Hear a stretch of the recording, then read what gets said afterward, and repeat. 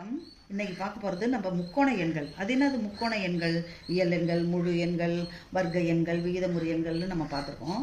இது முக்கோண எண்கள்னு ஒரு அமைப்பை பார்க்குறோம். வர்க்க எண்கள் கூட பார்த்துருக்கோம். இந்த முக்கோண எண்கள்ன்றது என்னுடைய அமைப்பு முறை. நீங்கள் இந்த என்எம்எம்எஸ் எக்ஸாமு, காம்படிட்டிவ் எக்ஸாமு, இந்த மாதிரி நம்பர் சீரீஸு கொடுத்துருவாங்க. 1, 3, 6, 10, 15 கொடுத்துருவாங்க. நெக்ஸ்ட் நம்பர் என்ன அப்படின்னு நீங்கள் கேட்கும் பொழுது நீங்கள் என்னது ஒரு இயல் எண்களை கூட்டிக்கிட்டே போகிறது தான். இங்கே பாருங்கள், ஒரு டாட்டு, அதுக்கு அடுத்தது 2 டாட்டு. அம்மாலாம் கோலம் போடுவாங்க பாருங்கள், சந்து புள்ளி வச்சு. அந்த மாதிரி நீங்கள் இமேஜின் பண்ணிக்கிட்டீங்கன்னா முக்கோண வடிவில் நம்ம புள்ளிகள் அமைச்சும் போது இந்த எண் அமைப்பு வரும். 1, 3, 6, 10. அதாவது 1 கூட இந்த 2 புள்ளியை கூட்டும்போது 3 வரும். இந்த 3 கூட இந்த 3 புள்ளியை அடுத்த லைன், அதாவது 2வது லைனு, இது 3வது லைனில் என்ன வரும் அப்படின்னு பார்க்கும்போது இந்த 3 கூட 3 கூட்டணும், அப்போ 6 கிடைக்குது. 4வது லைன் என்ன வரும்? இந்த 6 கூட 4 கூட்டும்போது 10 வருது. 5வது லைன் என்ன வரும்? இந்த 10 கூட 5 கூட்டும்பொழுது 15. அதே போல் நீங்கள் ஒரு 100 வரைக்கும் நம்ம தெரிஞ்சு வச்சுக்கிட்டா உங்களுக்கு இந்த நம்பர் சீரீஸு ரொம்ப ஈஸியாக இருக்கும். பாருங்கள், 15 + 6 21. 21ல் 7th லைனில் எத்தனை டாட்ஸ் இருக்குதுன்னு நம்ம அது ஈஸியாக நம்ம போட்டுடலாம். 21 + 7 28. 28 + 6 8 36.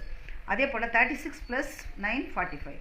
45 + 10 56. அதே போல் நம்ம 55 + 11 என்னது 66 கிடைக்கும். அடுத்த லைன் உங்களுக்கு என்ன வரும்னா இதான் வரும். இதே போல் நம்ம 100 வரைக்கும் தெரிஞ்சுக்கிட்டா நல்லது. நீங்கள் இயல் இப்போ 1 + 2 + 3 + 4 + up to n அப்படின்னு இருந்ததுனாக்கா நம்ம இந்த சீரீஸுக்கு நம்ம என்ன செய்வோம்? நீங்கள் 9th போனீங்கன்னா n × n + 1 / 2ன்ற ஃபார்முலா படி கூட நீங்கள் கண்டுபிடிக்கலாம்.